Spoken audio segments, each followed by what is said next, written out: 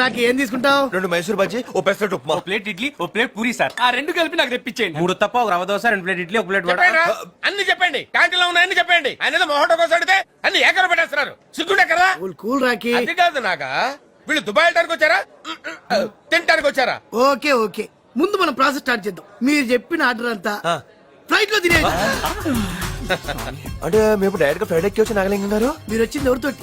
నా రాఖీ తోటి. Thank you sir. నేనే నీకు థ్యాంక్స్ చెప్పాలి రాఖీ. నువ్వు ఉండబట్టి రిస్క్ ఇంత ఈజీగా చేయగలుగుతావు. రిస్క్ ఏంటండి? రిస్క్ కాకపోతే ఫ్లైఓవర్స్ కింద ఉండాల్సిన డైరెక్ట్ గా ఫ్లైట్ ఎక్కించాలంటే రిస్క్ కదా. సార్ మీరు సీరియస్ అవ్వాలంటే ఓ డౌట్ అడుగుతాను. మళ్ళీ డౌట్ ఏంటి డౌట్? రాఖీ కూల్ కూర్చో కూర్చో. ఏంటమ్మా నీ డౌట్ ఏంటి? దుబాయ్లో మేము ఏం చేయాలి సార్? ఇసుక అమ్ముకోవాలి.